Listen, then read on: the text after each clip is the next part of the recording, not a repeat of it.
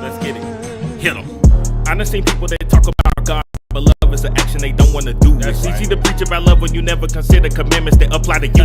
Why do we look at the heathen and think that Yahweh shall mercy a part of them too? Listen, the judgment is written for all of the heathen. Don't jump in and leave out the blue. I done seen criminals guilty of killing a whole bunch of people. They plead in the case. Just cause they saying how sorry they are, don't mean that their crime can just be erased. We gotta start treating nations the way that they treated our people when we was in chains. So they gotta do the same labor we did. The tables gonna turn, they'll do it in flames. Skillet be popping, grease be popping. Be not deceived, my music is busting. I ain't gotta talk about drugs or women or money, just listen. I ain't even cussing. I just figured that our people need more than to hire some judges to think that they stunting. I just be whipping these bars up the top of my head, the stove. I ain't even stuffing. Ain't even thinking of what I could do if I came in the two back when I was a child. Nation be cleaving the heathen, be thinking they really got soft, but they jocking our style. Think that we still in captivity, thinking we thrive from pride right now is wild. I give up praise to Yahweh, I came on the scene, no sin, no pride, no gal. Easy to think about heavenly gifts when you sit around thinking you won't have no trials. The Lord say you must go through fire refined and brought out alive, but you think it's foul. It's clear that your Bible collecting the dust that sit on your dresser, not using the wow. Compared to your flesh, you and your Bible is covered in dirt and dust of the ground. We get around, crying aloud, bringing it out, pinning it down, hitting the scripture, quick as a trickster. Windows Vista, we killing it, mister. I ain't got hate in my heart for art. I love all my people that strive for the truth. Easy to vouch for the righteous, my people, the salt of the earth, and they bringing the juice. If you can't repent for your sin, then you never gonna win. And I'm out and I'm checking the deuce. Trying to conceal the knowledge about who we are, but the prophets be up on the roof.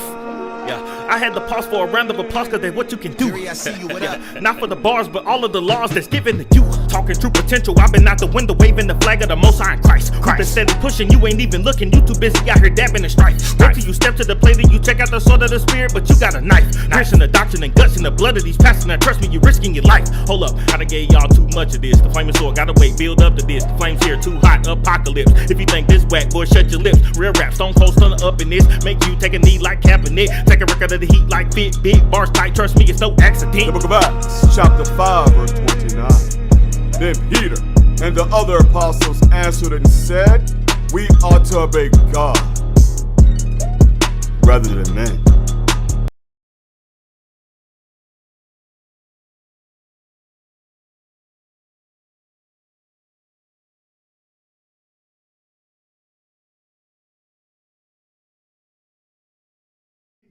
Come on. All right, go ahead, transition. No, our mics went on. No, mine was. Oh, it was? For the first couple seconds. Oh, my God. All right. All right, shalom, y'all. Shalom, everybody. Most High in Christ, bless. Happy Sabbath. I'm your brother Jacob, and I got Brother Roy. And then we got Brother Jamil and Brother Hosea and Brother Nashawn. And today we're going in. We're not going in. We're just going to bring out the information to you regarding our people assimilating into these Greek fashions. And I guess one of the things that is brought it out a lot is like everybody is coming out and speaking one way or another about Kamala or Kamala, whatever you want to pronounce her name as, Kamala Harris. And then another thing you keep seeing on social media is dealing with the Greek fraternities. You got our people, they're starting to see that, well, the wickedness behind that. And the funny thing is Christians, they're starting to see it, but Lord's will, they come all the way out of what it is that they're in. That's just the beginning. So today's topic, assimilation. Assimilating into Greek culture. Let's open up. Start out with the definition. Let's open up with the book of Ezekiel, chapter 3 and verse 11. The book of Ezekiel, chapter 3 and verse 11. And go, get thee to them of the captivity, unto the children of thy people, and speak unto them and tell them, thus saith the Lord God, whether they will hear or whether they will forbear. So that's very plain and simple. Go to the children of your people. That's who we're supposed to go to. Our people, regardless of where they're at. The commission was to Jerusalem first, then Samaria, and then to the utmost places of the world. And we were scattered into the utmost places of the world. Now, so today's topic, assimilation, the Greek fashions. Let's hit this one scripture first. Let's go to 2 Maccabees.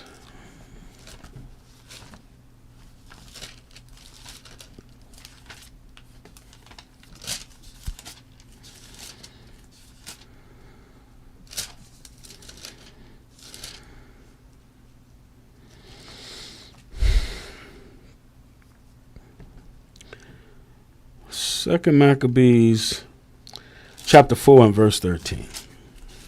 The book of 2 Maccabees, chapter 4 and verse 13. Now, such was the height of Greek fashions, and increase of heathenish manners, through the exceeding profaneness of Jason, that ungodly wretch, and no high priest. Right, so such was the height of Greek fashions, and increase of heathenish manners, meaning our people were assimilating into that. So this is before the time of Christ. This is why we're going to touch on it. When you get in the New Testament, you hear people being called Greeks. All of this goes together. Now, but first thing we're going to do, we're going to hit some videos. And we're really not going to make any comments on it. Maybe if one of y'all brothers want to say something. So give me the fraternities and go through each one of the videos.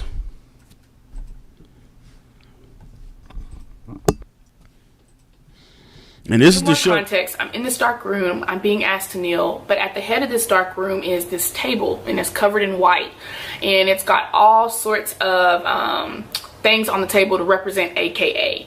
And so there's letters up there that spell out AKA. There's IVs. The pledge book is up there, and then there's even a candle. There's candles, but then there's a candle in the center, and it's wrapped in IVs and it's lit. The ritual book states that this candle is a representation of Ethel Hedgeman Lyle. And I remember in some of them, there even being a picture of her present also on this table. So you have this shrine of sorts that's paying homage to AKA, and this is what I'm going to be kneeling in front of. Another piece of very, very important information that I didn't know, and how could you know unless you were reading the ritual book as you're doing this, which you're not, is what did my kneeling represent? And so in the ritual book it says that the kneeling was proof of my submission. That was me proving that I submit. And so to submit means to subjugate yourself under the will or authority of someone or something, or to yield to the governance of it. So here I am, I'm before this table. I have all these things that represent Ethel Hedgeman Lyle and AKA, and I'm kneeling before it as I'm taking these different oaths to be able to become a member. So I'm going to stop right there, and then we're just going to take it to the Word of God, and let's compare the two things that I had to do versus what God has told me to do.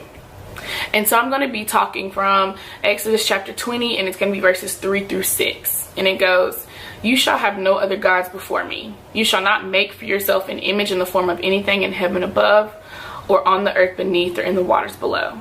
You shall not bow down to them or worship them. For I, the Lord your God, am a jealous God, punishing the children for the sin of the parents to the 3rd and 4th generation of those who hate me, but showing love to 1,000 generations of those who love me and keep my commandment."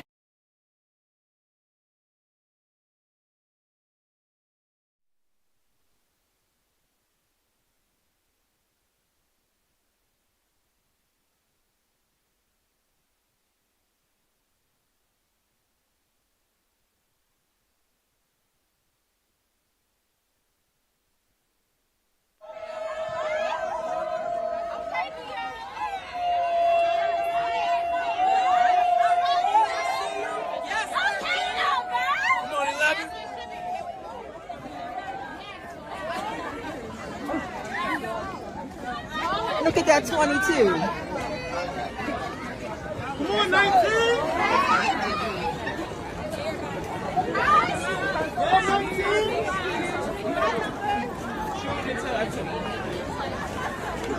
Where is everyone? Nicole, wait, I'm talking about you.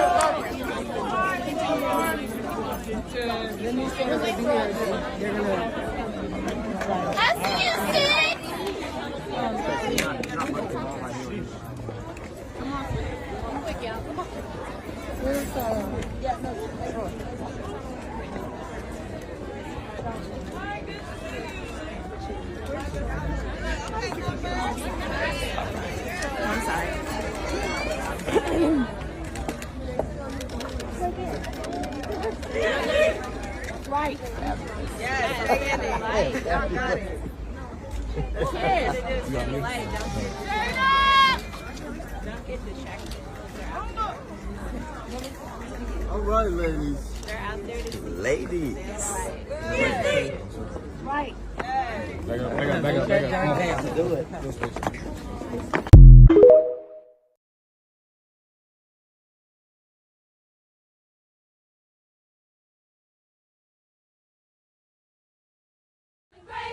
Who lived to serve all living kind since 1908. From then I knew I saw the light. The light beyond the day.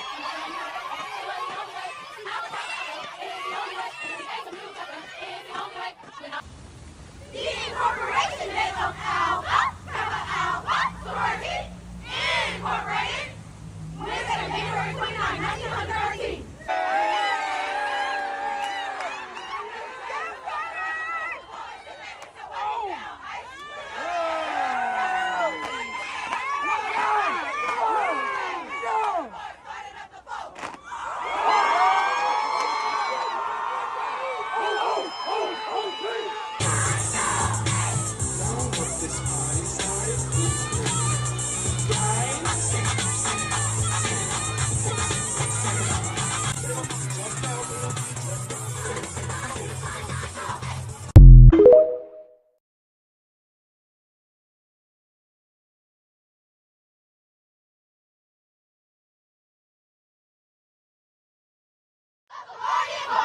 Our theme most gracious, Miss Ethel Heston Lyle, Miss Beulah Elizabeth Burke, Miss Anna Easton Brown, Miss Lucy Dick Slow, Miss Lillian Burke, Miss Lamar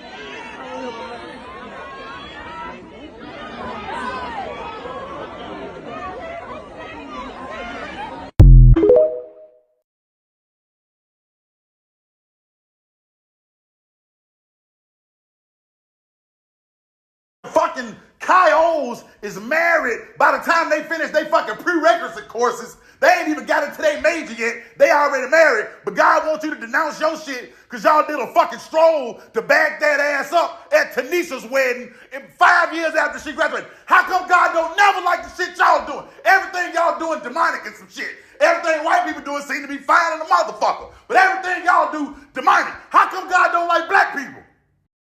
And while I'm on the motherfucking subject, I just thought about this. How come it don't never be, like you don't never see white people get up and say that they denouncing Lambda Chi Nu? How come the fuck God don't never want them to denounce their fraternities and sororities? How come he don't like yours? Every goddamn time it's yours. You gotta denounce Zeta Phi Beta or some shit because y'all had a cookout in Atlanta. Meanwhile, they goddamn using fraternities and sororities to you get nepotism to get high-paying jobs and shit, and God wants you to denounce your shit. How come God don't never dislike the shit white people be doing? Explain that shit to me. Joanne, get the fuck over here and get the talking. Half the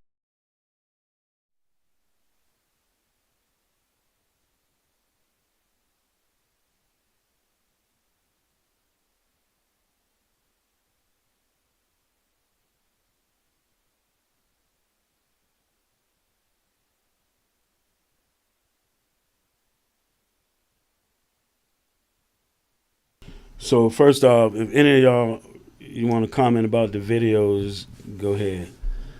So Jamil had asked for it earlier, so I pulled up the definition for assimilation just so we make sure everybody's clear and understand. Assimilation, the process of taking in and fully understanding information or ideas.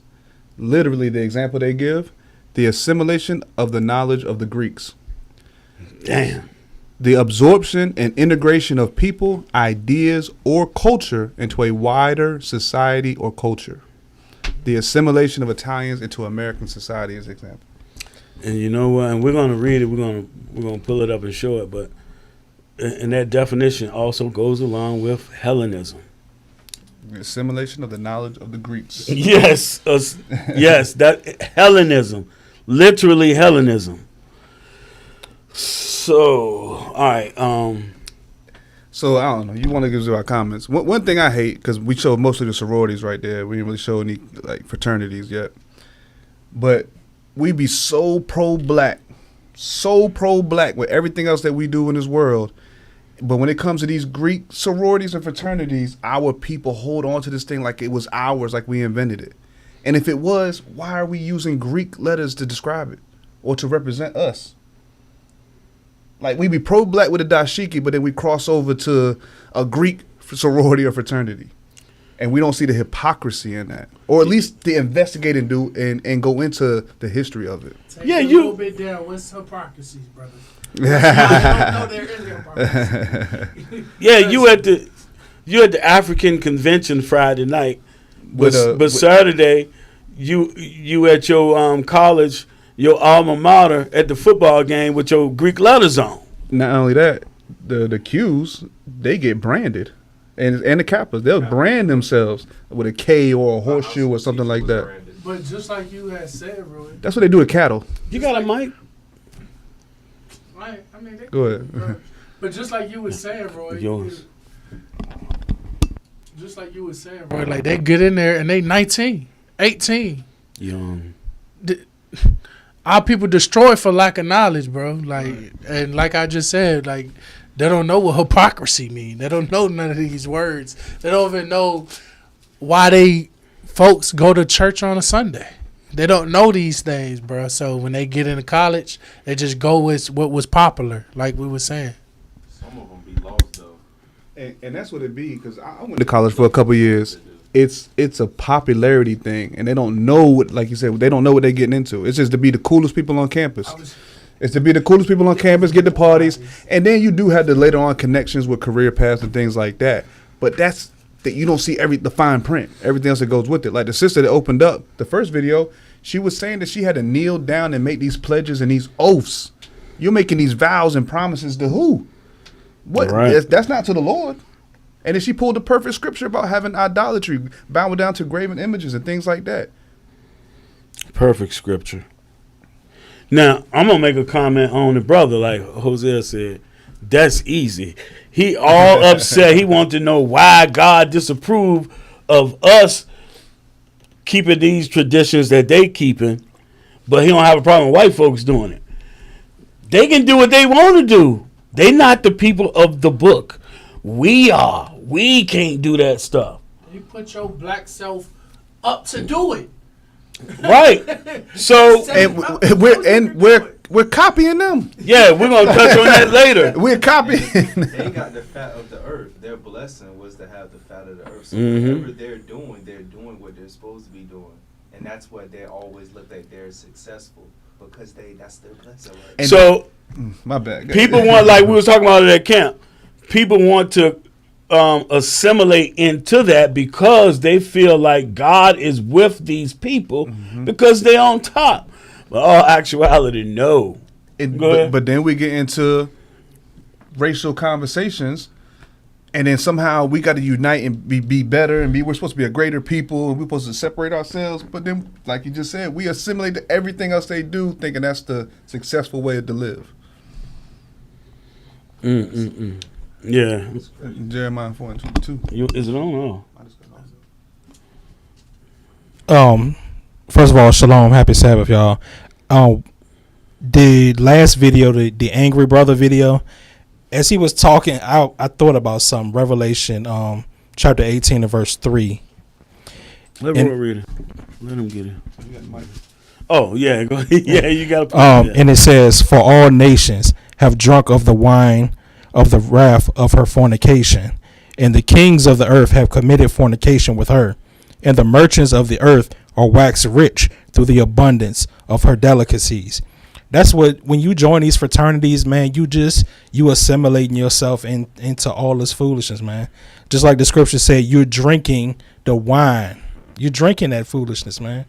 And like Roy was getting into, like, you so pro-black, but then you rocking all these Greek stuff. It just don't make sense.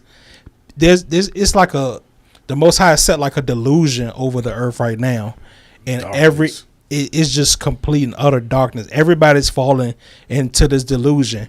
Like when you look over social media, you see all the balloon popping videos. Everybody's seeing them. Don't watch the videos. Just flip your phone or whatever you use it over and listen to what these people are saying. Just listen to it. My thing is, good point.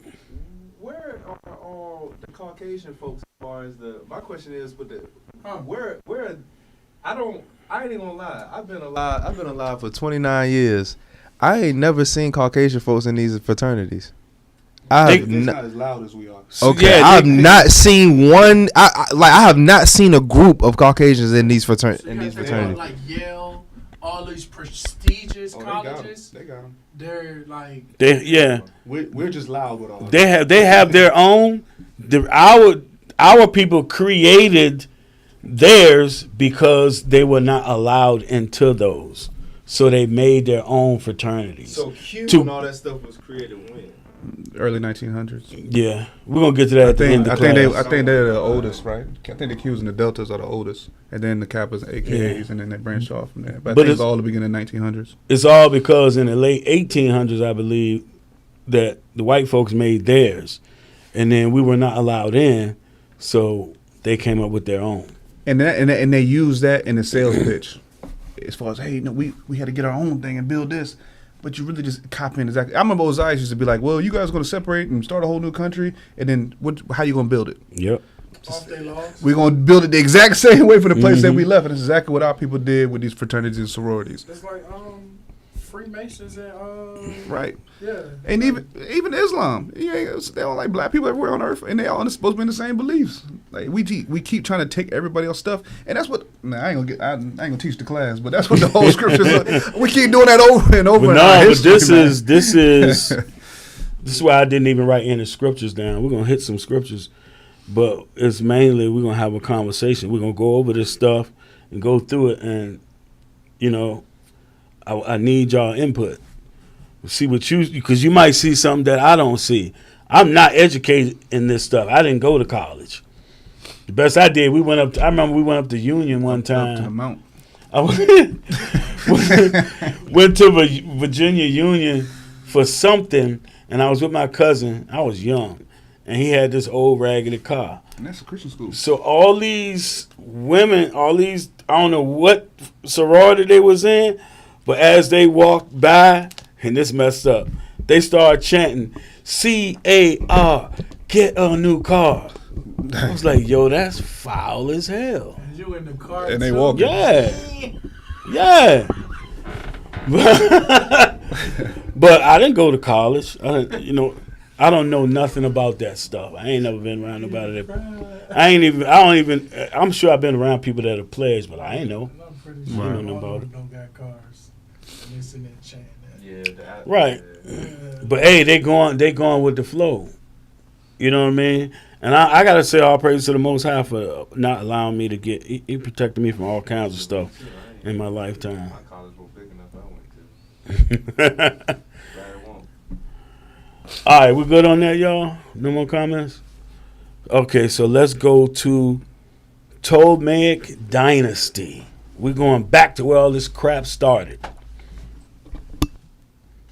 Why are you pulling that up? Give me First Maccabees 1:1. Because I saw a post where they were trying to take up for being in Greek fraternities and start showing pictures of the Ionians and the Etruscans, the original Greeks, and how that they were black people. But it wasn't us. And then the Greek philosophy and the education and all that stuff did not come from them. It came from the so-called white man. Now, go ahead and read that. The book of First Maccabees, chapter 1 and verse 1. Mm-hmm. And it happened after that Alexander, son of Philip, the Macedonian, who came out of the land of Chittim, and smitten Darius, king of the Persians and Medes, that he reigned in his stead the first over Greece. So this is when the white man took over. This is maybe 400 years, right along that time period. 390 years, something like that, before the time of Christ. This is when they came into power over that land. Now, read verse 2. And made many wars, and won many strongholds, and slew the kings of the earth. Now, verse 9. Verse 9. And after his death, they all put crowns upon themselves. So did their sons after them many years. Mm-hmm. And evils were multiplied in the earth. When they came into power, evils were multiplied in the earth. These are the Greeks that our people have assimilated themselves into. Not just the Greeks either, but also their brothers, the Romans. Now, pull up Ptolemaic Dynasty. Y'all might start tripping because it's spelled with a P. No, yeah, but you had me look. I'm like, I always see what you're talking about. Ptolemaic Dynasty. The Ptolemaic Dynasty, also known as the Laggid Dynasty, was a Macedonian Greek royal house which ruled the Ptolemaic kingdom in ancient Egypt during the Hellenistic period, reigning for 275 years. The Ptolemaic was the longest and last dynasty of ancient Egypt, from 305 BC until its incorporation into the Roman Republic in 30 BC. Now, this is the dynasty where you have Cleopatra come from. These are Greeks.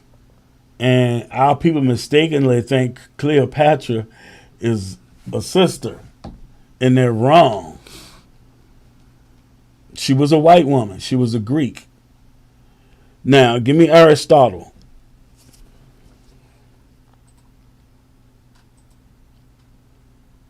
So remember this stuff, because even back then, we assimilated into this society. Yeah, Aristotle was an ancient Greek philosopher and polymath. Is that polymath or The polymath. His writings, and I looked that up. That means he did philosophy on a whole vast number of topics. His writings cover a broad range of subjects spanning the natural sciences, philosophy, linguistics, economics, politics, psychology, and the arts.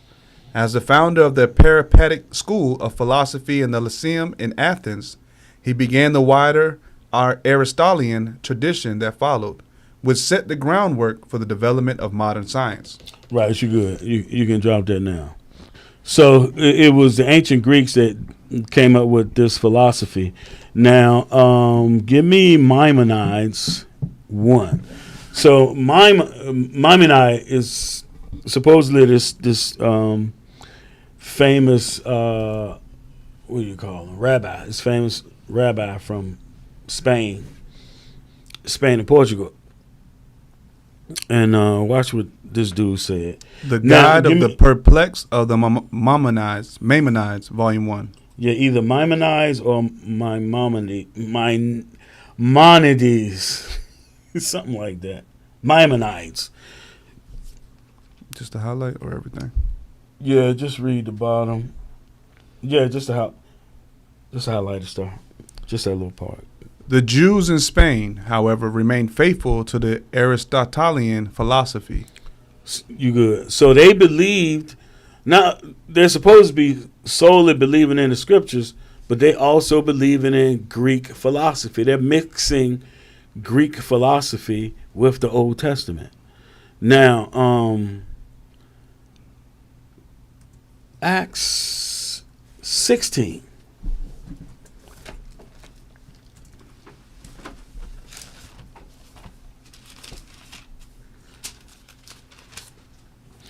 Let's start at verse.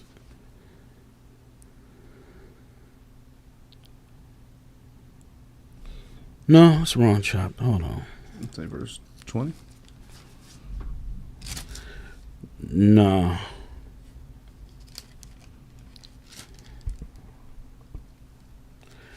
It's Acts 17. Start at verse 16. No, start at verse 15. So again, we're dealing with the Greeks. Greek assimilation. Watch this. The book of Acts, chapter 17 and verse 15. And they that conducted Paul brought him unto Athens, and receiving a commandment unto Silas and Timotheus, for to come to him with all speed, they departed. Mm-hmm. Now while Paul waited for them at Athens. So this is at Athens. Well, they got all this idolatry. It's going to say it. Keep going. His spirit was stirred in him when he saw the city wholly given to idolatry. See, the whole city given to idolatry. Go ahead. Therefore disputed he in the synagogue with the Jews, and with the devout persons, and in the market daily with them that met with him. So why is he disputing with them? Because they into that stuff. Go ahead. Then certain philosophers of the Epicureans and the Stoics encountered him. See? Philosophers. So it goes back to ancient Greece. It started with Aristotle. And so, but just keep going, keep going. And some said, what will this babbler say? Mm-hmm. Others some, he seemed to be a setter forth of strange gods, because he preached unto them Jesus and the resurrection. And they took him and brought him up to Areopagus, saying, may we know what this new doctrine whereof thou speakest is. So I did classes on this years ago. It's a place, so they do this worship. I forget the name of the place, but it's ruins, and you got all these great big Greek columns, but the top's gone. They used to go over there and serve their gods. That's what the Greeks did. But there was a hill where they used to put folks to death across from it. And that's where our people would go and, kick the bobo. That's just a term meaning everybody go and hang out. So that's where they would go and hang out. This is what this is saying. They would go and hang out at Escalade Hill and listen to folks' doctrines. Go ahead. It's 19 again. And they took him and brought him unto Areopagus, saying, may we know what this new doctrine whereof thou speakest is. Go ahead. For thou bringest certain strange things to our ears. We would know, therefore, what these things mean. For all the Athenians and strangers which were there spent their time in nothing else, but either to tell or to hear some new thing. So that's what they would do here. Listening to Greek philosophy. Like, you can't escape this stuff. That's where all the woke people was at. All the conspiracy theorists, all the woke people, that was where their hangout spot was. Well, I was just sidebar with him. I was like, that's where the pastors be like, oh, I got my degree in theology. Right. And stuff. You studying all those things. It says why we had strife with them. Israelite, just like bruh had, he was going to him like, hey, what new doctrine y'all learning? Right. Like, same thing happening right now. Right. Because we in the churches and in the synagogues teaching our people these theologies. Yeah, so this go right with Maimonides. Out of the book of Maimonides, he believed in that crap. Proving this to be true. That's why, man, when we be battling certain people on Facebook, and they act like we're ignorant. Like, no, we know what we're saying. Like, why is it we can go through the scriptures and we can pull stuff out and show you stuff that you ain't never even took notice of, but you're saying we're not the people. Somehow, though, we got the spirit on us to do all of this and to find this stuff. It's like needles in a haystack. All right, we can drop this now. Let's go to Hellenism. Hellenism 1. The last thing we're going to do, we're going to go to like the individual fraternities and just go through a little brief history from a website that I had went to. Yeah, read that, man. And please tell our Christian brothers about this right here. Don't make no sense.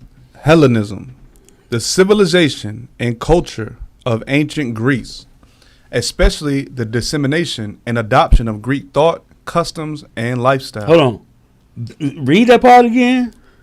The dissemination and adoption of Greek thought, customs, and lifestyle. So when you see somebody in the New Testament being called a Greek, it doesn't mean that they were biologically a Greek. It's just a term. And the term is Hellen or Hellenist in the scriptures, but it's translated as Greek.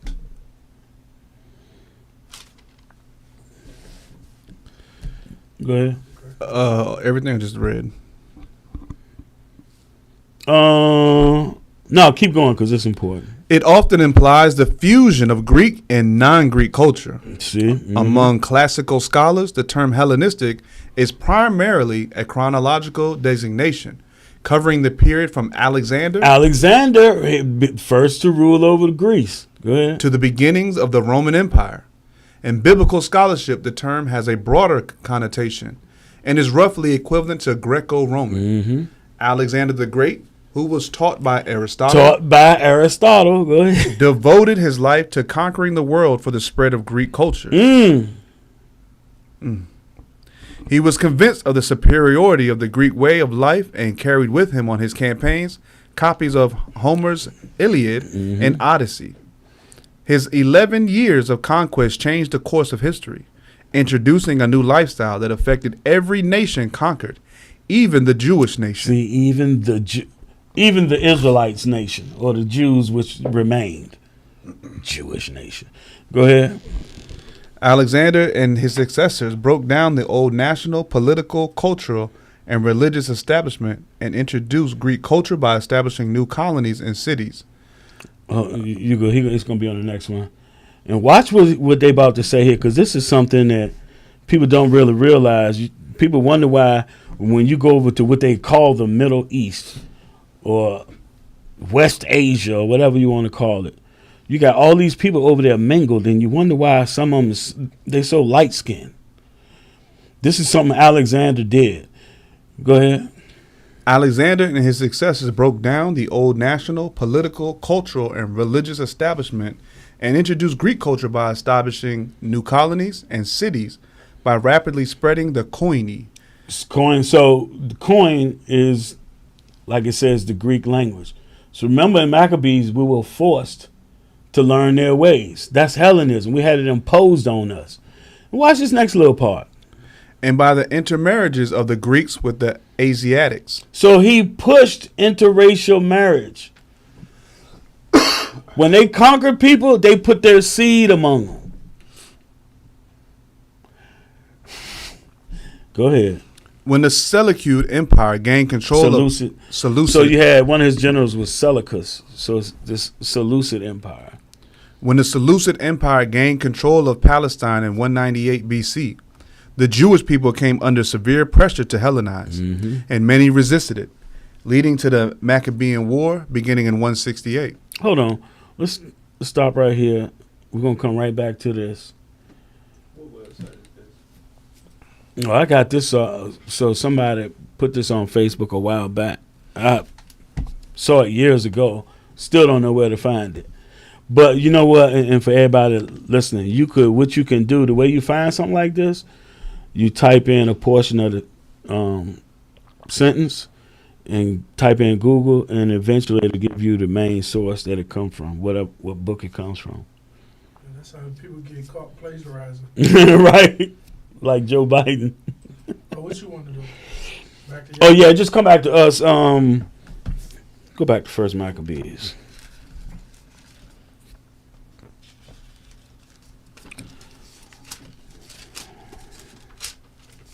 Give me verse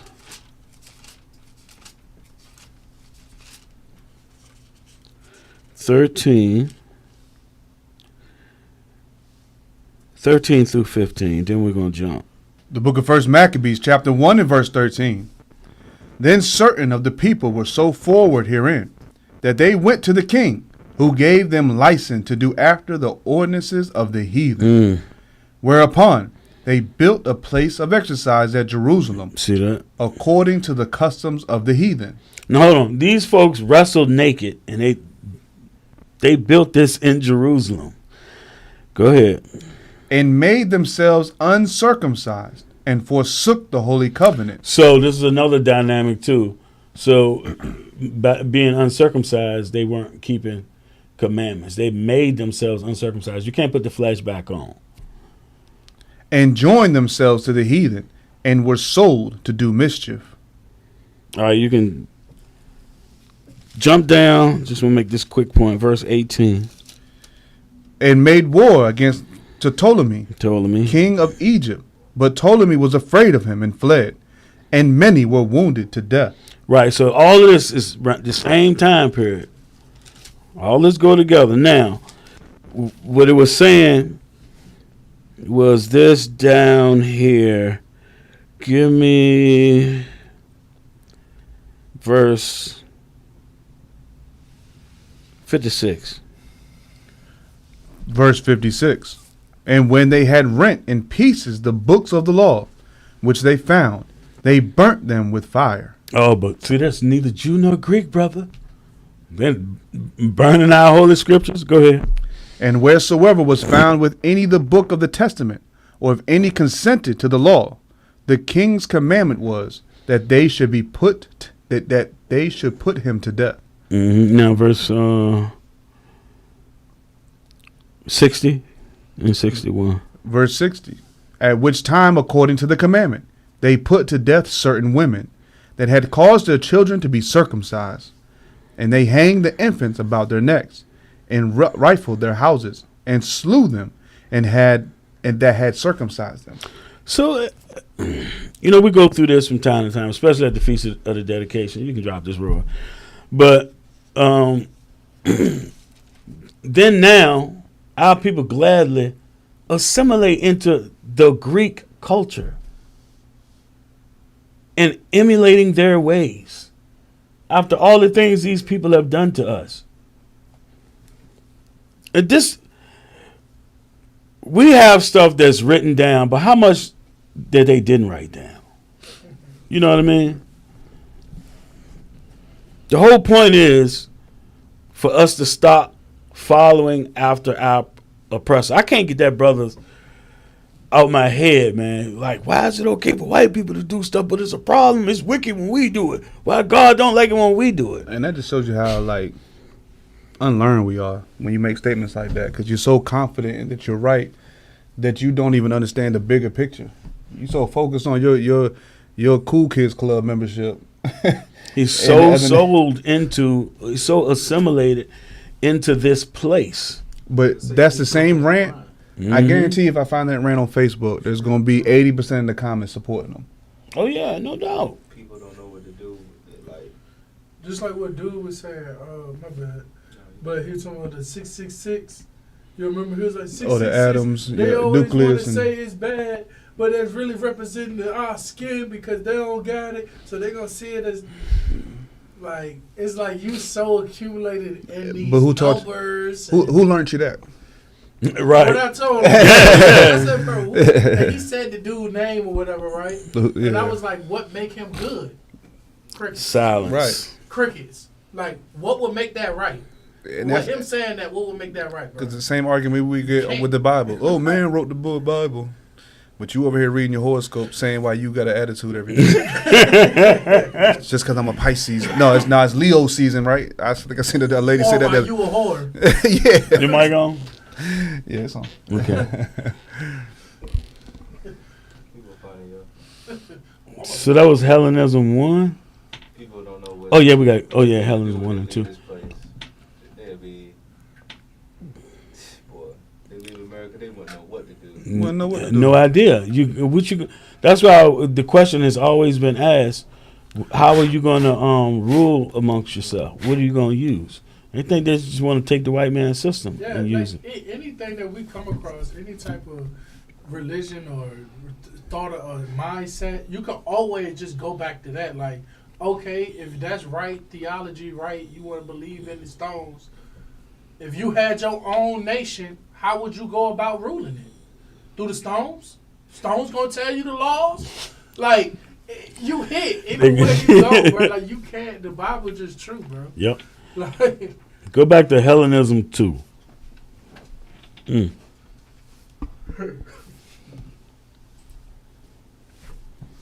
know, like was it Jeremiah 4 and 22? Yeah, Our I feet earlier, are but we ain't read it. swift to do evil. Wise to do evil. Yeah. Back to Hellenistic, midway through the paragraph. The influence of Hellenism in Palestine, however, could not be totally prevented. The entrenchment of Greek culture can more readily be seen among the Jews of Diaspora. So yeah, you could readily see the Greek culture among our people that scattered abroad, especially in Alexandria. Egypt. Hellenistic influence is apparent early in the church's history. In Greek literature, the term Hellenistes occurs for the first time in the New Testament. Let's go there. Acts 6 and 1.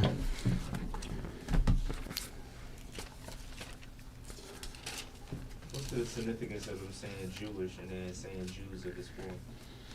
Because the people writing this stuff, they believe that those white folks are the Israelites. So that's why you shouldn't even never see the term Jewish. That's something that's for them. Jewish. So I'm saying, why did they then say Jews of this world? Why didn't they say Jewish? That's a good question. Jewish of the diaspora. And there's another thing. They try to group all Israel as being Jews. So that's a fatal mistake that they make. I hear what you're trying to say. Mm-hmm. Yeah, like they It could. Jews when the Yeah. like they, you know what I'm saying? Like yeah. That's what I'd be thinking. Yeah, but when they say Jews of the diaspora, they try to say all 12 tribes of Jews. You gotta pay attention to that. Okay, that's what I see. They don't split. So like if you go into the book of they don't know the history. I don't know what it is. Maybe it's just a spirit on them to do that, to cause, Keep up with your lies, bro. That's right. Literally what it is. I mean, that's but they don't tell one lie. Yeah, they got a spirit on them. So in the itinerary of Benjamin of Tudela, he was a Jew. He's going around looking for the 12 tribes. So when he gets to a city, he'll be like, there's such and such many Jews, and then it's such and such many Israelites. But they don't do that. They group everybody as Jews. So it's either Jew or Gentile. There's a spirit behind that. New Testament. Yeah. Book of Acts. Oh, yeah. Acts chapter 6 and verse 1. And in those days, when the number of the disciples was multiplied, there arose a murmuring of the Grecians against the Hebrews, because their widows were neglected in the daily ministration. Right. So this is talking about language. So they're having a dispute about language because the Hebrew speaking Israelites were being taught, but there was nobody to teach the Greek speaking ones. Keep going. Then the 12 called the multitude of the disciples unto them and said, It is not reason that we should leave the word of God and serve tables.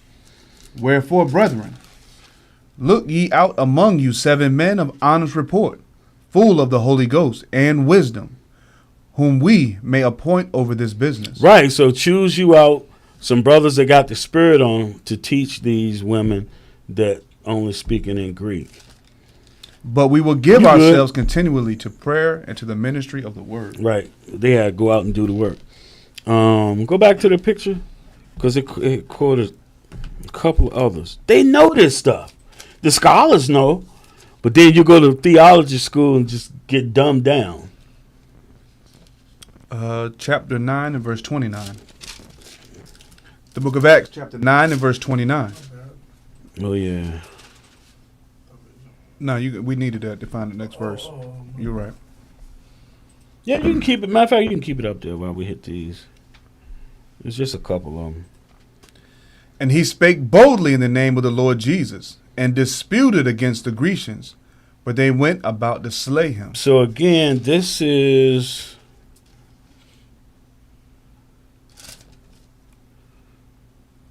it's all the same. It's the same thing. So it's the Grecians. It ain't talking about non-Israelites. It's talking about the Greek-speaking ones. Go ahead. The book of same here. Oh yeah. Oh no. Now, well, I got Acts 11:25. 11 and 20 is the next one. Oh. Yeah, go ahead to it. The book of Acts, chapter 11 and verse 20. And some of them were men of Cyprus and Cyrene, which when they were come to Antioch spake unto the Grecians, preaching the Lord Jesus. See, they are teaching Israel that they got to repent. They're teaching Israelites that Christ, the promised Messiah, has come. That mercy that was promised from the beginning came in Christ. Was that it for the verse? Mm-hmm. Okay, I just thought of another one. Acts 18. Yeah, you can come back to us. You can come back.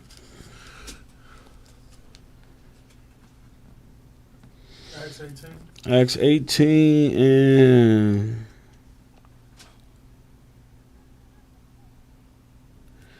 verse 17. So they're in the synagogue. The book of Acts, chapter 18 and verse 17. Then all the Greeks took Sosthenes, the chief ruler of the synagogue, and beat him before the judgment seat. And Gallio cared for none of those things. So why would you be beating somebody before the judgment seat?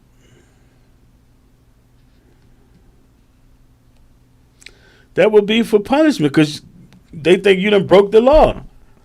The judgment seat is where they doing judgment. So in the synagogue, it's proven that the Greeks is just our people. Either that had been assimilated, grown up as a Greek, spoke Greek language, whatever. It ain't talking about another nation. Now, verse 4. The book of Acts, chapter 18 and verse 4. And he reasoned in the synagogue every Sabbath and persuaded the Jews and the Greeks. Go ahead. And when Silas and Timotheus were come from Macedonia, Paul was pressed in the spirit and testified to the Jews that Jesus was Christ. Right. So this is all that's going on in the New Testament.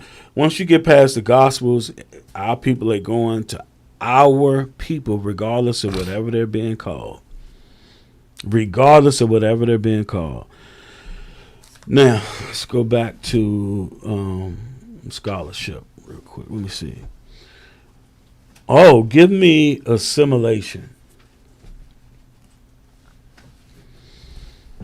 In a minute, we're going to hit these the translation of Greek, it's going to make perfect sense.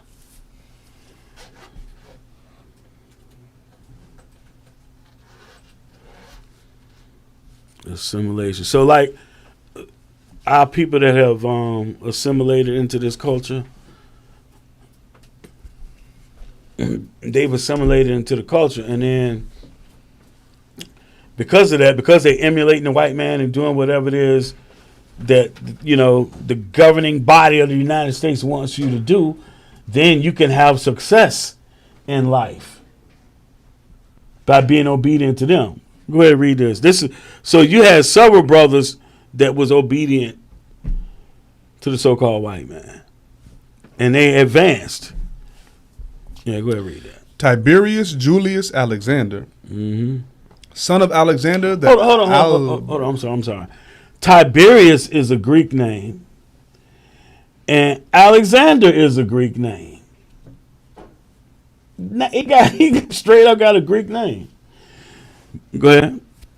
Son of Alexander the Alabarch and nephew of Philo the philosopher, this rich and totally assimilated Alexandrian Jew governed 2 Roman provinces, Judea and Egypt, under Claudius and Nero respectively, playing a prominent advisory role in 63 CE in Rome's war against the king Tiridates of Armenia. You good. So again, the king right here at this time was Claudius. That came. Oh my goodness. That's a good book. So Claudius and Nero, just want you to see the time period real quick. Acts 18:1. Now Nero was the emperor, the Roman emperor that had Paul put to death. Matter of fact, so when it says they of Caesar's household, he was the Caesar. That was Caesar Nero. It don't call him by name. But go ahead and read that. Acts 18:1. The book of Acts, chapter 18 and verse 1. After these things, Paul departed from Athens and came to Corinth, and found a certain Jew named Aquila, born in Pontus, lately come from Italy, with his wife Priscilla, because that Claudius had commanded all Jews to depart from Rome, and came unto them. Right, so that was during the rule of Claudius. Then later, Paul gets put to death by Nero. So that right there, all this stuff, right, go hand in hand. You can drop that scripture, and we're done with assimilation. So now go to pull up Greek, Jamil. Greek, Mark 7. Yeah. I guess we should pull that too. Let's get the definition first. Greek, Hellenes, by nation, Genos. Wait a minute. Oh, so this is Mark chapter 7 and verse 26. So remember it said the woman was a Greek by nation. And so when you go to the blue letter and pull it up, Hellenist, which we already read, is talking about Greek. But this one, she's a Hellenist by nation. So our people are assimilated, but she is an actual Greek. She's an Edomite. Now give me the next one. I think it say Grecians. Yeah.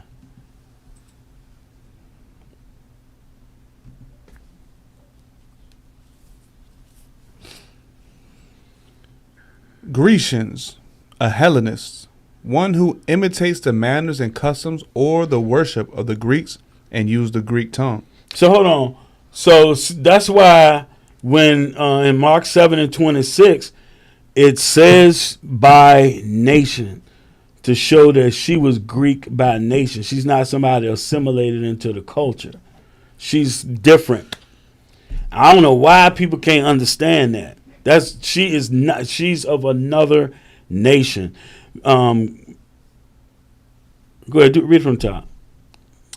a Hellenist, one who imitates the manners and customs or the worship of the Greeks and use the Greek tongue, used in the New Testament of Jews born in foreign lands and speaking Greek. But that is so simple the way they got that defined. But why is all the confusion? Why you got people running up in front of you talking about this? Neither Jew nor Greek, brother. Because of the theology school. Yeah. Yeah. Seminary school. Oh my goodness. Because somebody gave them a 8x10 piece of paper and said they passed the test. They get more people listen to them a lot more than somebody that actually studies the Bible or keeps the commandments. What's the time? Hour and 1 minute. Okay, cool. Pick a song. We're gonna take a quick break. We'll be right back, y'all. We're gonna do this. Yeah, that's cool. We're gonna do the school.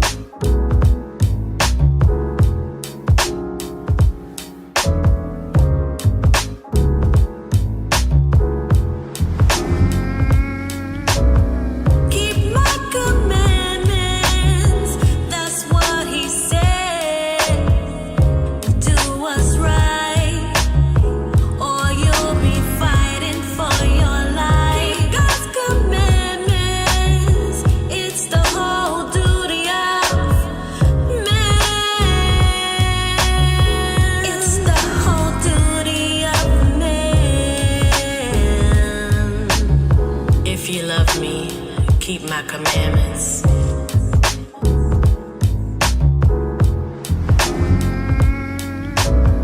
New mercies every day. That's what the scriptures say. But that doesn't mean continue to live this way. A righteous man falls down and gets back up again.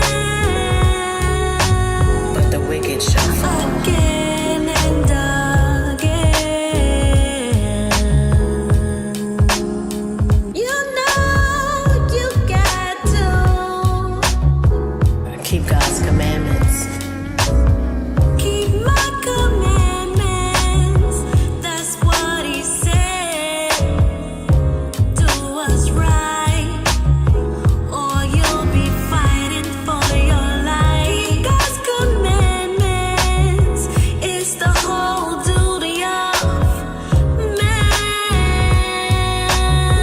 It's the whole duty of man.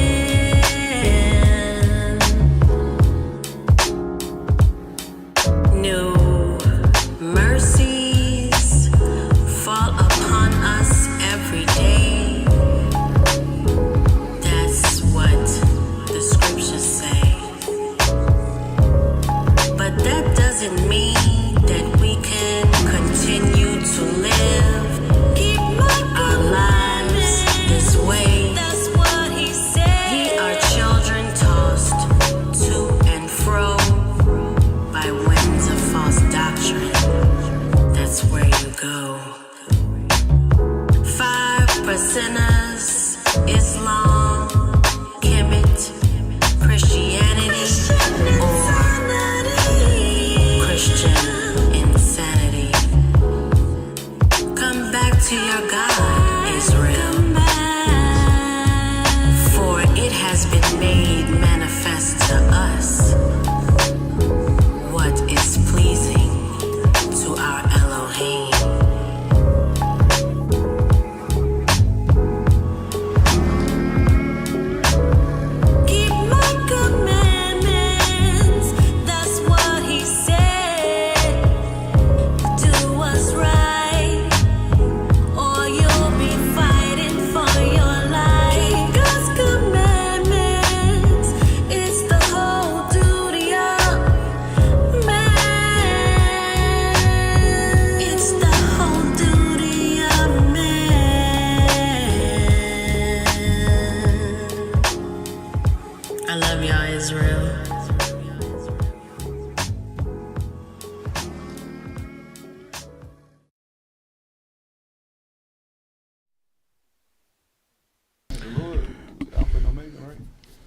Yeah, yeah.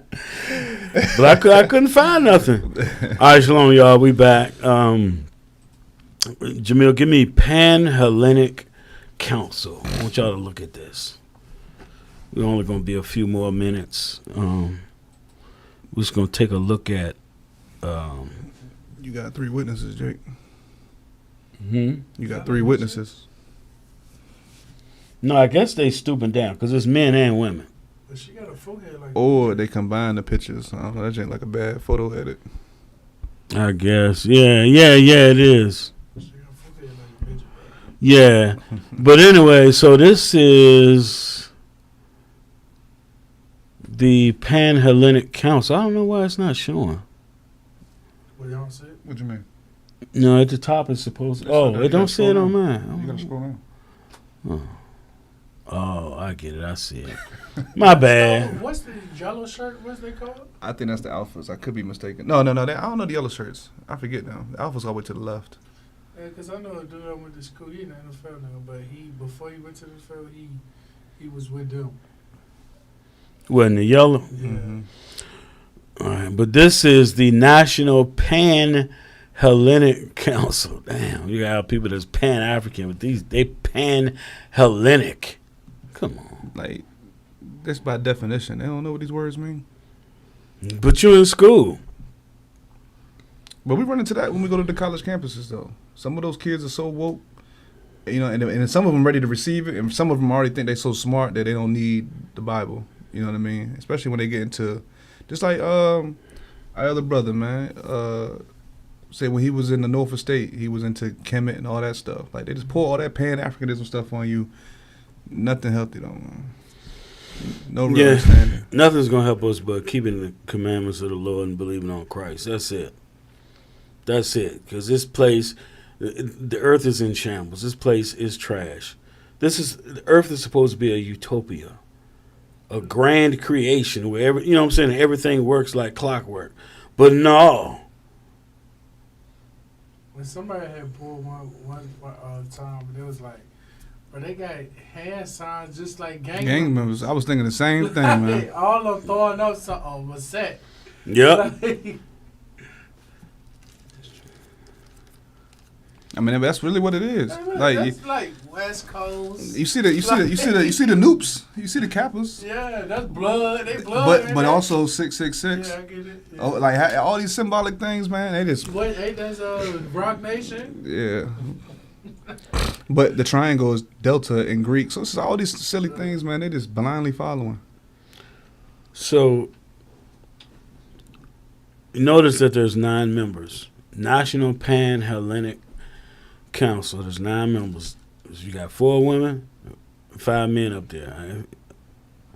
I can't tell if all of them are. I can't tell what's what. Looks like all different. Yeah, they're all different ones. Frats to me. Yeah. So now give me the next one. Give me the Divine 9. Divine 9. Deltas.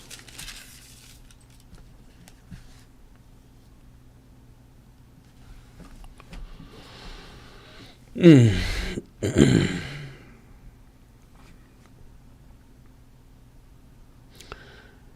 it is. The historic legacy of the Divine 9. Give me the next one.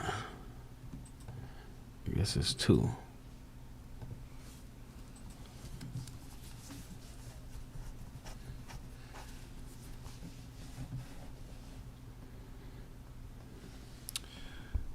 The Black Greek letter organizations emerged during a period that is characterized as a low point in American race relations.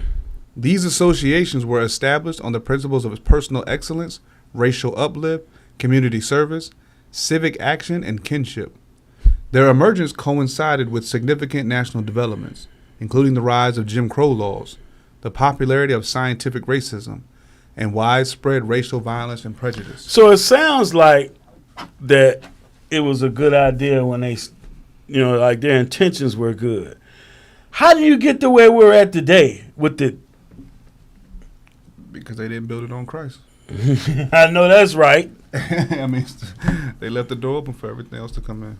Damn. Go ahead. Black students, whether studying at historically black colleges and universities or predominantly white institutions, came together to create these organizations, forging familial ties to one another and outreach within the larger black community. Mm-hmm. Those kinships and ties endure to this day.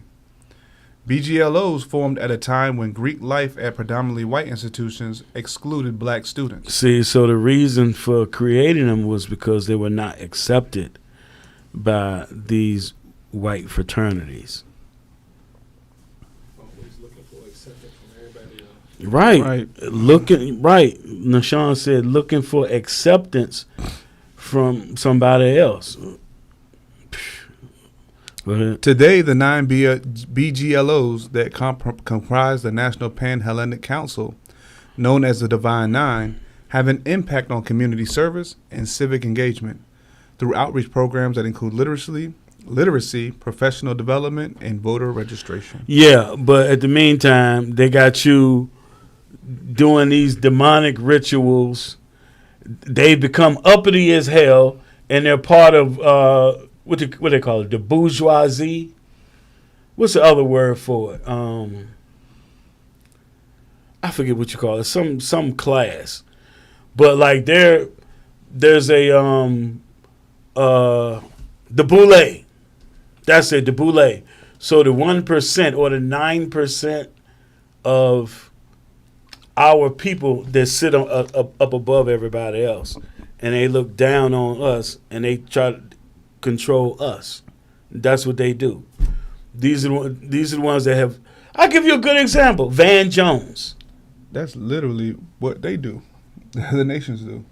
Yes. No different from Dathan and Korah in the Old Testament trying to get us to go back into Egypt to cause problems because they had high positions. So let's go back to Egypt where I can be over top of y'all again.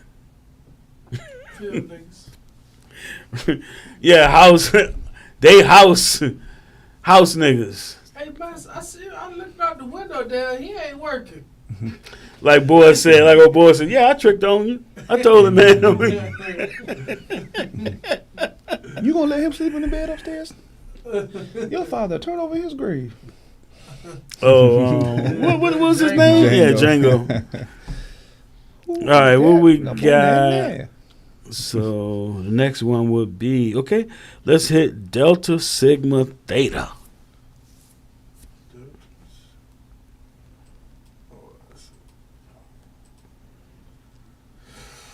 And then for them to call themselves, like, and a lot of these people still be in Christianity, still go to church, and then don't go hard at all for the Lord. Nope. But they're gonna be up at 5 a.m. learning their step team routine, making their pledges, and it's not free.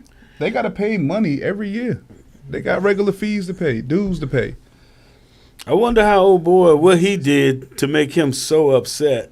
Because he probably tired of hearing, well, I got to denounce my alpha. You keep saying I got to denounce mine. You don't tell the Yale boys to denounce theirs. But you want to be, why are you trying to be just like them? Right, right. Where we at? Delta Sigma Theta emerged from a division within Alpha Kappa Alpha as members expressed dissatisfaction with the organization's limited focus on campus affairs. Some members wanted to pivot towards addressing broader issues like public service and women's advancement. This desire to reform extended to establishing a national organization and altering the society's activities, accompanied by a name change that reflected their purpose.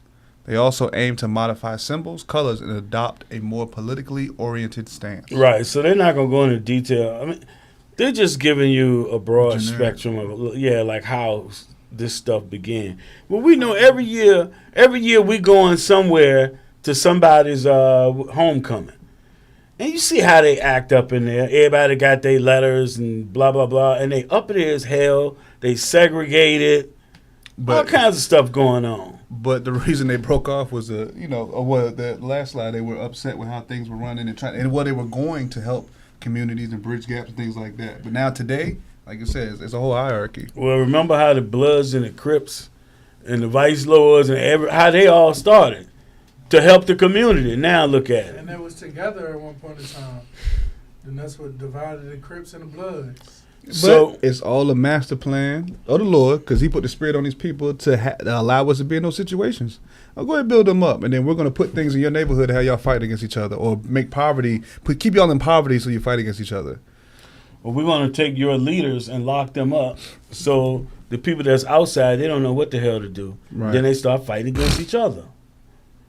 Divide and conquer. He does it all throughout the earth.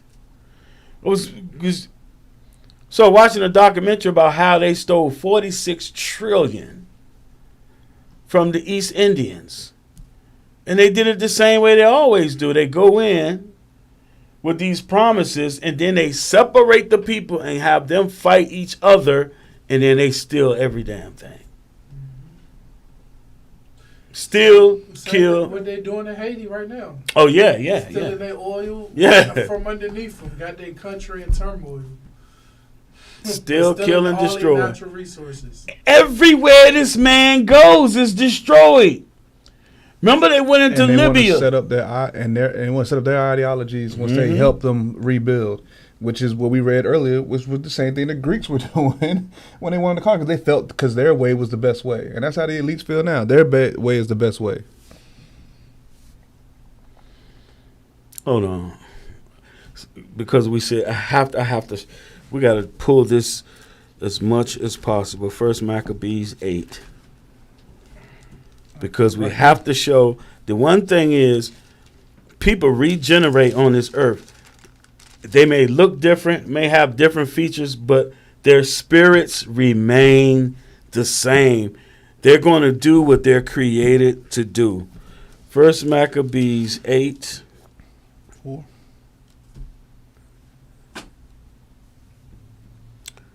Yeah, you can. Yeah. Or verse 3. Well, do 1 first, then verse. Just read 1 through 4. I just want to read it. Yeah. The book of First Maccabees, chapter 8 and verse 1. Now Judas had heard of the fame of the Romans, that they were mighty and valiant men. Mm-hmm. Hey, you good over there, Jamil? Yeah. It's coming on saying Facebook. No, I'm saying Facebook is saying it's waiting for the live. Oh, I don't know about none of that. It still say connected in the box. I don't know if you got that box open on your OBS. Yeah, it still says streaming. No, mine Okay. good. Yeah, that's All YouTube. it says streaming. If y'all on Facebook and the video go out, let us know in the comments. The book of First Maccabees, chapter 8 and verse 1. Now Judas had heard of the fame of the Romans, that they were mighty and valiant men, and such as would lovingly accept all that joined themselves unto them, and make a league of amity with all that came unto them, and that they were men of great valor. It was told him also of their wars and noble acts which they had done among the Galatians, and how they had conquered them and brought them under tribute. Because the Lord gave the Greeks and all the white folks, gave them the ability of the sword to make weapons and to use them weapons. And isn't that what's going on with Haiti and France? They're still paying tribute. The U.S. in there too. They trying to. I think they got the United Nations in there. They got Libyans in there fighting. Libyan policemen. They're felons. Felon policemen. Got them in there. Go ahead. Verse 3. And what they had done in the country of Spain for the winning of the mines of the silver and gold which is there, and that by their policy and patience they had conquered all the place. All the place. This is what they do. Go ahead. Though it were very far from them, and the kings also that came against them from the uttermost part of the earth, till they had discomfited them and given them a great overthrow, so that the rest did give them the tribute every year. Right. So they would conquer people from other lands and set up their own puppets in these places. They still doing the same damn thing to this day. These people we living underneath in their necks, they the Romans. They the ancient Greeks and Romans. Jump over to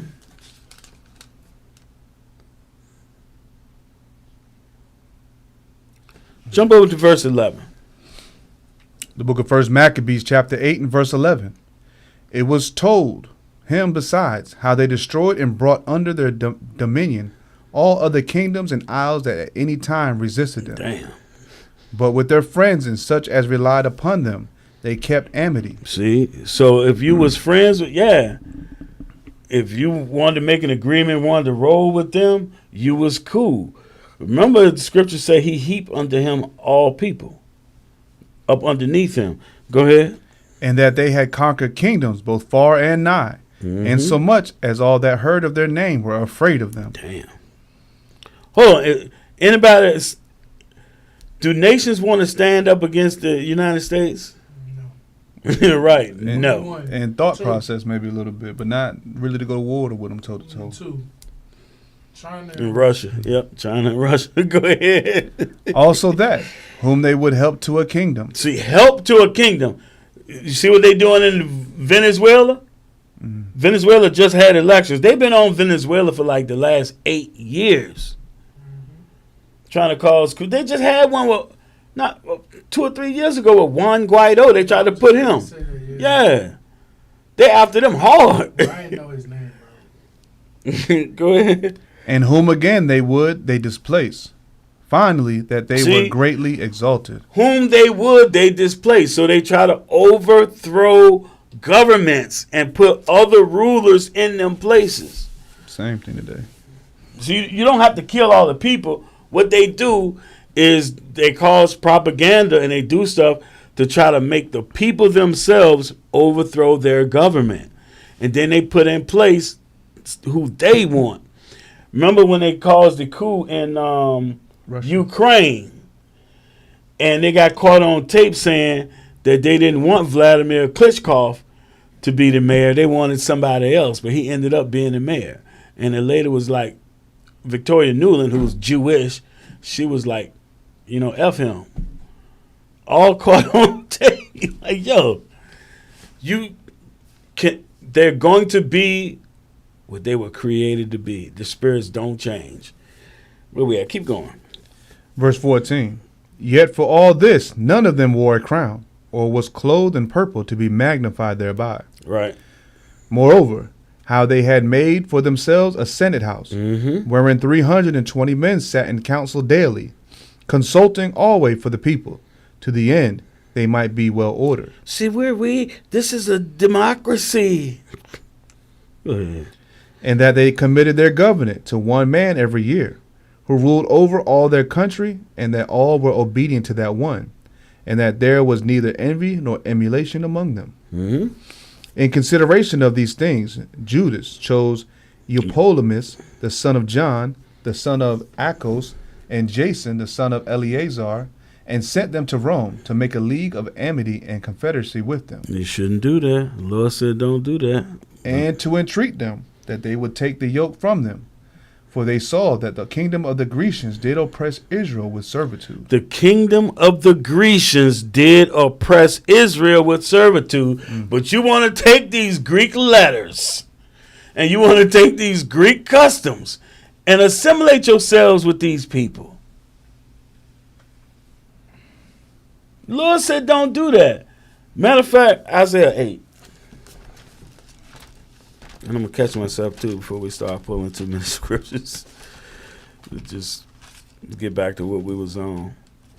You want to make a league with your enemies.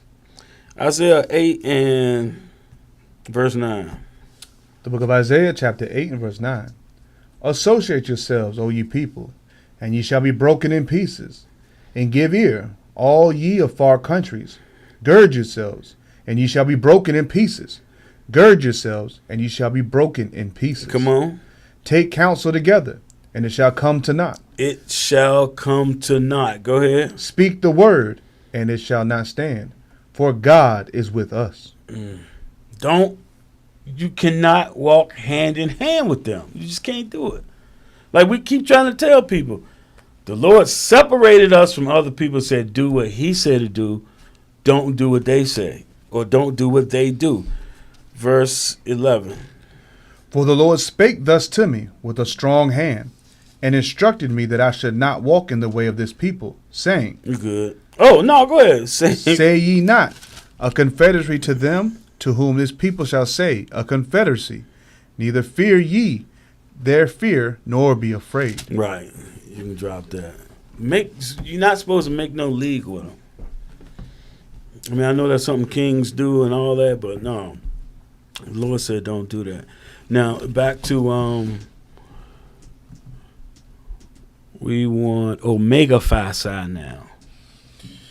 Q dogs. Omega Phi Psi. Don't let that, nothing but the down in bed. Come on. Tear the dance floor up when that joint come on. Omega Psi Phi. With the formation of the first black fraternity in 1906 at Cornell University. Remember when somebody brought that up? Somebody said that. They asked, yeah. 3 students wanted to create something that Howard University could have of its own. At Howard, 3 students, Edgar Love, Frank Coleman, and Oscar Cooper, along with the assistance of biology professor Ernest Just, established a new fraternity called Omega Psi Phi on November 17, 1911. You know something? I really wonder what those sisters were saying. They had on the green and they're just making their pledges. They got little sayings and. But they were saying a whole bunch of names in a row. I wonder who those people were. All the founders. It could I have would been imagine. The founders. History. Yeah. I would imagine that. So why they got to say that? Who you pledging your allegiance to? To the foremothers and forefathers of them. They made the stallion little thing now. That song that she got, but they say it's like in Japanese or whatever, and she throwing up these hand signs. Like, what are you really doing? What is that? She a puppet. They pulling her strings. Man, they leading out. Everywhere you look is something to pull us away from what the Lord said do and to follow the other nations. And for the sake of entertainment, our people eat it up. All right, give me the next one. It shouldn't be but 2. Because that out of place, bro. You don't got them in place like that. Phi Beta Sigma. Oh, you did. That might have been the yellow ones. Yeah, it's 9, but I was like, we ain't going through all 9. I'm not doing it. Well, Phi Beta Sigma. Phi Beta Sigma. While Phi Beta Sigma originated at Howard University, its conception sprouted in Memphis, Tennessee in the summer of 1910. A. Langston Taylor, a high school student, encountered a Howard alum who not only regaled him with the tales of campus life, but also shared insights about Greek fraternities. This encounter seeded the idea of forming a new organization. Taylor, along with his former college roommate, Leonard Morse, and fellow Howard student Charles I. Brown, convened to establish the official organization in Washington, D.C., YMCA, with Taylor assuming the inaugural role of national president. It took university deans 3 months to grant recognition to this nascent fraternity, which was founded on January 9th, 1914. Man, that's so crazy. We're just trying to emulate, trying to be like the Greeks. These Greek, because the white people had the Greek fraternities first. They should. They're the Greeks and the Romans. But we shouldn't be following after them. Go ahead, Roy. During the 1920s, Phi Beta Sigma actively engaged in advocacy efforts, notably supporting anti-lynching legislation. Moreover, it launched a bigger and better business national program, aiming to address the imperative for black economic empowerment. On the global stage, the fraternity opposed U.S. military intervention in Haiti, marking its involvement in international affairs. Hold on. Understand, that was going on way back then. This is what, 1920s. It was going on way back then. Because France, they had kicked France out. They had defeated France. But France made them pay money. The U.S. went in there. The United States went down there, too. They've been oppressing the hell out of Haiti. They're the first ones to get their freedom. But, hey, they paying for it. During this period, Sigma grew to have 45 chapters and 25 different cities. All right, should be one more and then the paddle. Sigma Gamma. Yeah, Sigma Gamma Rho. What about Lota 5? Yeah, that'll be the last one. Sigma Gamma Rho. Sigma Gamma Rho Sorority Inc. was founded on November 12, 1922 at Butler University in Indianapolis, Indiana. by 7 educators: Mary Lou Allison Gardner Little, sheesh, Dorothy Hanley Whiteside, Vivian White Marbury, Nanny Mae Johnson, Hattie Mae Annette Doolin Redford, Bessie Mae Downey Rose Martin, and Kubina McClure. So all these are, so this is sorority, meaning women, and this is why I was thinking when they were saying all them names, maybe they're doing like this is who they're talking about. It might have been like Founders Day for them or something. Or you have, like they were saying, probably when you're doing, because like you did you go into that? You didn't say that. No, though, no, I didn't go into it, but I you didn't say Founders. You had said told us, but not during class. Oh, okay. About crossing over. Yeah, that's what some of the last couple of videos that we saw in the beginning of the class. That was those probates when they're crossing over, saying their pledges, and they're coming out to the entire school or to the public of showing that they did whatever they had to do in order to join that fraternity or sorority. And during those little chants, there's little oaths and little things like Jamil was saying earlier, the history lessons they have to know about the sorority or fraternity. And basically, they're just paying homage to them. Right. It's a famous movie, too, that happened at Virginia State about the frats, right? Y'all remember that movie? I'm going to put it in the chat. Okay. I'm going to put it in the chat. Because it happened right there on Virginia State campus. Like, it's a famous movie on how they actually, like, was in the sorority. The boys were trying to be in the sorority. And I think somebody ended up dying or something. Because a lot of that always happened. Hazing. Yeah. During the hazing. So this is a paddle. Then you get hit with that and they gift it to you. And what are these paddles for? That's like the slave owner giving you the whip that he done beat you down with. Well, I know in some cases, and I don't know if it still is as prevalent today. You get erections from it? But they definitely was physically hitting people with that. You bend over and you would get paddled. Yeah. That was a real. You That was. And that's what's in that movie too. You would see the paddle. Now, it's a so big business too. Like selling those merchandise. Oh yeah, selling merchandise is crazy. But I lost it. You can drop this. Okay. Now, that's what I was going to say. Now there are technically quote unquote rules to this. But that's what make it more like a secret society. When they do that, technically the university will suspend them or kick them off their campus if they actually physically did stuff to people. But that's what make it a more of a bonding experience in secret society, because that kind of stuff still goes on. That kind of hazing still goes on. Yeah, they want you to make a commitment, or that just like the Illuminati or a Diddy party, they want to humiliate you so that way you stay bonded in. Yeah, because sometimes the campus are actually, like, say if it is a murder on. They'll shut them down. Yeah, they'll be like, well, there's nothing going on this campus. Next 10 years or something like that. Because I think it happened in Florida. It's happened several different places. It's happened locally. It's happened several different places. They'll shut a chapter down for a couple of years or take them off completely. 2 Maccabees chapter 4. The other part of it is I went to a Christian college, and they were steadily adding more sororities and fraternities every year after I left. So we're not downing our people, because our people can repent. They can repent from this, but they need to understand this is not the way. The old boy was mad as hell about our people renouncing being in these fraternities. It gives you hope that our people that's in Christianity, that they're going to come out. It's a starting point. I mean, she actually went to. Her pastor was probably mad as hell. She went to Exodus 20. She went to the law. And the amount of money she probably put into it, her parents probably mad as a mud. Mm-hmm. 2 Maccabees chapter 4 and start at verse 7. The book of 2 Maccabees chapter 4 and verse 7. But after the death of Seleucus, when Antiochus called Epiphanes took the kingdom of Jason, the brother of Onias, labored underhand to be high priest, right, promising unto the king by intercession 360 talents of silver, and of another revenue 80 talents. So Jason, the brother of Onias, when Antiochus had taken the kingdom, he's promising him money because he liked the damn Greek ways.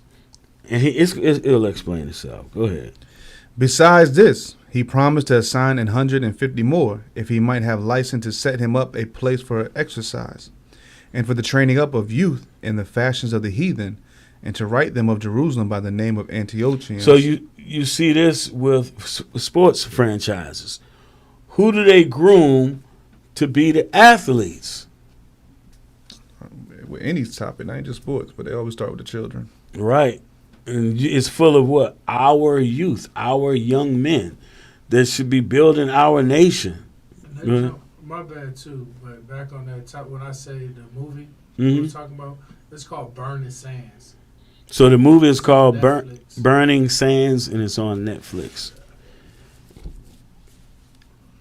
So they go after our young people. They go after our young men to be in sports. They go after our young men and women. Well, they go after the women too. But not just in sports, also in intellect too.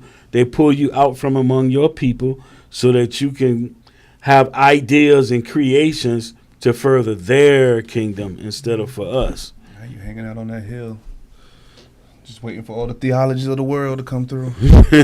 Just to be a confusion. Yep. Or acceptance of everything. Verse 10. When the king had granted, and he had gotten into his hand the rule, he forthwith brought his own nation to the Greekish fashion. So Jason brought to his own nation the Greekish fashions. Damn. I mean, when you look back from then to now, my goodness. Just got us, willingly. The Spirit said, the Lord said, how y'all want to get Jason and get his people to go astray? Send him amongst the Grecians. Verse 11. And the royal privileges granted of special favor to the Jews by the means of John, the father of Eupolemus, who went ambassador to Rome for amity and aid, he took away. And putting down the governments, which were according to the law, he brought up new customs against the law. New customs against the law. Go ahead. For he built gladly a place of exercise under the tower of itself, and brought the chief young men under his subjection, and made them wear a hat. Mm-hmm. Now, some people say that hat is that little skull cap joint that the Jewish people be wearing. But all them, the little caps and stuff, the fez, the yarmulke, yeah, that's the fez. The yarmulke, the joint that the Arabs be wearing, all stem from that. It's the Jewish fitted hat. Go ahead. Now such was the height of Greek fashions, an increase of heathenish manners, through the exceeding profaneness of Jason, that ungodly wretch, and no high priest. Right, go ahead. That the priests had no courage to serve any more at the altar, but despising the temple, and neglecting the sacrifices, hastened to be partakers of the unlawful allowance in the place of exercise, after the game of discus. The game of discus. Called them forth. They still playing. The Olympics just started, didn't it? Mm-hmm. Same old crap. Go ahead. Not setting by the honors of their fathers, but liking the glory of the Grecians best of all. And that's our brothers and sisters in these fraternities and stuff. But see, it's not until, like Roy made the point about him being 19, being young and ignorant. And then they go through all of this and not even you down on your hands and knees going through some ritual. But it's not until later that you realize it. And when we look at our lives, what has hindered us the most is the decisions that we make because we're not following what the Lord said. Like old boy was getting real upset because God is punishing us. Well, why would you do that to your bro? Same reason why if your children knocked over the dinner, you would discipline them. Right. You have to discipline your children. So if you're not following God's commandments, because he was trying to use the example of his daughter, but he was just so over the top. Because he may think what he's teaching her is good. In all actuality, it's not. You don't know law 1.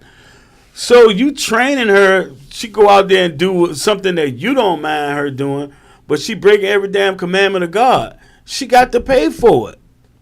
She gonna get punished. But even though like we're keeping commandments the best way we know how, and it keeps us from a lot of like all these kids missing. You think if they was, have you seen any of them with fringes on? Because the Lord promised He'll protect us if we be obedient. Now He's not going to protect us from everything because we're still in captivity. We have to endure this punishment. But the stuff that our people go through that's being wicked, they got calamity in their life daily. It's always something. Always. And the first and foremost, like how Judah have his kids, you feel me? I feel like that's the perfect way because if his kids don't see you with fringes on, Edomite. Like, they're not going to deal with you. They're not going to talk to you. And that's the same way. That's going to keep them protected throughout when they grow up. Because they know if these people... Now, you got some demons in fringes, too. Don't get me wrong, yeah. But for the most part, if you see a person with fringes, you know they're trying their best to keep God's laws. So, them people are okay for the most part. If you don't see that as a kid... Stay away from them people. Because them people got all these what's good to them. And we see it all the time. Somebody will say shalom to you that don't have on fringes. All of the time, man. Happened twice today? I happen at least once a week. Yeah. At least once a week between work or the store or something. That dude, I see him at the basketball court. I talked to him at the basketball with the bag of ice that he came out. He was like, shalom. I actually had his number and everything. I was communicating with him a little bit. And the sister, the three sisters, and the mama was talkative. Yeah. But the first one, she was like, she said, shalom. Yeah, she said shalom. Shalom, I know. Yeah, I know I'm an Israelite. I know we Israelites. Now we'll do what the Lord require of thee. Lord have mercy, man. That's all I'm saying. That's it, though. That's it. Yeah. Oh, that's cool. Okay, all right. I knew something was up, but okay. All right. What y'all doing this Saturday? Lord have mercy on our people, please. Me too. Yes, sir. Definitely. All right, where we at? Because Verse 16. We're done with the scholarship videos, all that stuff. We just once we finish this, we're gonna close out. The book of 2 Maccabees, chapter 4 and verse 16. By reason whereof sore calamity came upon them. Damn, that's what we just talking about. Trying to emulate the heathen and doing wickedly, sore calamity is going to come upon you. Go ahead. For they had them to be their enemies and avengers. And avengers. How they your enemies and your avengers at the same time? That's the mentality we here in America. Mm-hmm. Especially this year with voting. Can't wait in November to pick a new avenger over us, just causing a calamity. A new oppressor. Whose custom they follow so earnestly, and unto whom they desire to be like in all things. For it is not a light thing to do wickedly against the laws of God. Damn. But the time following shall declare these things. Come on. Now, when the game that was used every 5th year was kept at Tyrus, the king being present. Oh, wow. Now it's every 4 years, right? Mm-hmm. The Olympics is... Well, it's every 2, but four for every summer. Oh, it's like... 4 for every winter. So every 2 years you got an Olympics. Damn. Winter, summer. Go ahead. Now, when the game that was used every 5th year was kept at Tyrus, the king being present, this ungracious Jason sent special messengers from Jerusalem, who were Antiochians, to carry 300 drachms of silver to the sacrifice of Hercules. So here come the gods, because if you doing it, you gonna sacrifice to their gods. If you do the things they do, you gonna sacrifice to their gods. And what they had to do, what you said, you gotta pay. You got to pay a lot dues. of dues. Yeah, you got to pay dues every year. That's you got to pay money up front. They take bags of silver. Paying them dues. Yeah, you got to pay money in the beginning to initially start. And then once you cross over, every year you got dues. a lot too. Yeah, I guess it depends on the fraternity or sorority too. Okay. Verse 19. This ungracious Jason sent special messengers from Jerusalem, who were Antiochians, to carry 300 drachms of silver to the sacrifice of Hercules, which even the bearers thereof thought fit not to bestow upon the sacrifice, because it was not convenient, but to be reserved for other charges. This money then. Yeah, because that money So if this is Jason doing this, he's taking our money. He's the high priest. He's taking our money and doing this. They didn't think it convenient. Go ahead. I'm sorry. This money, then, in regard of the sender, was appointed to Hercules' sacrifice, but because of the bearers thereof, it was employed to the making of galleys. Now when Apollonius, the son of Menethius, was sent into Egypt for the coronation of King Ptolemies. Oh, my bad. The last verse was 20. And so the point again was appointed to Hercules to do sacrifice, the worshiping of their gods, all that stuff. If you doing what the nations do, at some point you bowing down to their God somehow. There's a crafty way of doing it.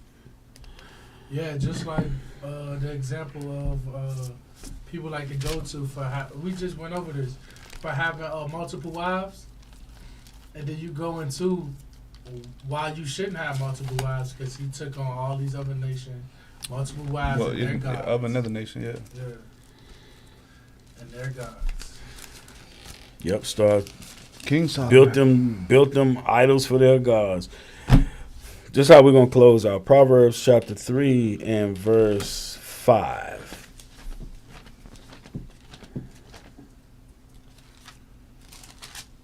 The book of Proverbs, chapter 3 and verse 5. Trust in the Lord with all thine heart, and lean not unto thine own understanding. Damn. Or the understanding somebody try to give you. Now, verse 31. You want me to keep going right there? Well, go ahead. Go ahead. In all thy ways acknowledge him, and he shall direct thy paths. Go ahead. Be not wise in thine own eyes. Fear the Lord, and depart from evil. You know what? So the Christians, they trying, but that's what they're trying to do right there. Depart from evil, because they understand. They say demonic, it's against the Lord. It's against the Lord. Verse 31. But that cross demonic. Yeah. Yeah, they haven't come to that understanding.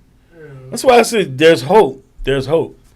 Yo, because if you start repenting from something, who knows, the Lord will open you up to repent from other things too, until you're just like, wait a minute. I have an epiphany here. We have to keep God's laws. Mm-hmm. They show you on all the, my bad. No. But they show you on all the old movies, like how they used to do it. Like, this would be a deterrent. They'll have crosses set up with people's heads on the stakes to show you, like, oh, keep out this land. Like, why would they take your Savior, put him on a cross? Like, what's you're that gonna take that? That's demonic. Like, my bad. That has, it sounds like something Esau came up with.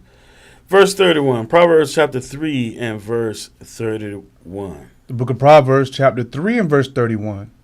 Envy thou not the oppressor, and choose none of his ways. Right. Don't choose these ways of these wicked people. And man, I wish we could have pulled this on that brother earlier, but he wouldn't have listened anyway. Keep going. For the forward is abomination to the Lord, but his secret is with the righteous. So he kept asking the question, why would God do that to you? Why would he do that to his children? And to the children's children. Read this next verse. Verse 33. The curse of the Lord is in the house of the wicked. There go your damn answer. But he blesseth the habitation of the just. So what you going to be? You want to be wicked or you want to be the just? We're basically trying to tell them, like, because if you wicked, you're going to teach your kids to do the same things that you was doing. Right. It's not going to be the opposite way around. You're not teaching them righteousness. And then teach them right. You're going to train them to do what you think is right. And if you're being a hypocrite, they're going to see through your words. And they're going to do what you're talking about. Right. You're going to be like, oh, don't smoke cigarettes because they're bad for your health. All the while you giving them secondhand smoke and teaching them to do it. So what I'm about to say in closing, I might get a lot of flack for. Brothers might look at me crazy. But when we first opened up and we showed the video of that sister, that Christian was actually right. She was right. she was justified in her saying. Somebody gonna clip that. Go to her. Somebody gonna clip that. Watch. The next time he get in a debate, somebody gonna clip that. But no, that go to this. That go to this though, because she was right? Right. Mm-hmm. But I thought the laws was done away with, so that wouldn't matter. That's why I was laughing. Like, yo, Hey. she went. Thought Her the laws was done pastor. away with. Yeah, her pastor would have to be upset because she went all the way back to Mount Sinai. Yeah, that's a law. Exodus 20. That's a law, buddy. Just chalk it up next to, put it right next to tithing. Right. All right, y'all, that's going to do it, man. For Assimilation, the Greek fashions. We hope y'all learned something. What you want to close up for any sort? What else we got? I don't know. Is these make it through? Keep God's commandments. Yeah, keep God's commandments. That's going to be our closeout song. So, I'm Brother Jacob, y'all. My aunt said the Christian's gonna clip it. I'm Brother Roy. And we got Jamil and Brother Nashawn bin Yasharala. But that y'all, we say shalom. Shalom.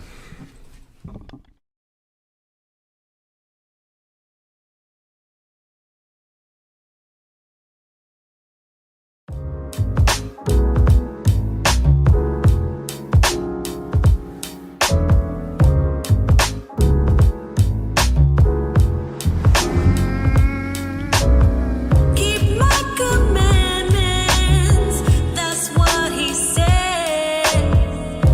Do what's right, or you'll be fighting for your life. Keep God's commandments, it's the whole duty of man.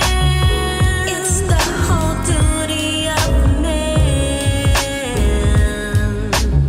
If you love me, keep my commandments.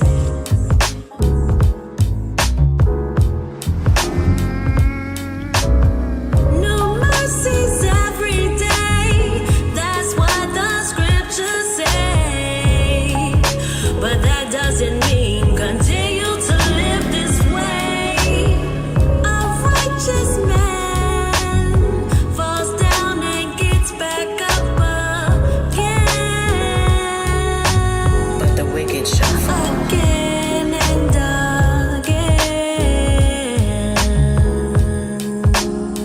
You know you got to keep God's commandments. Keep my commandments, that's what he said. Do what's right, or you'll be fighting for your life. God's commandments is the whole duty of man. It's the whole duty of man.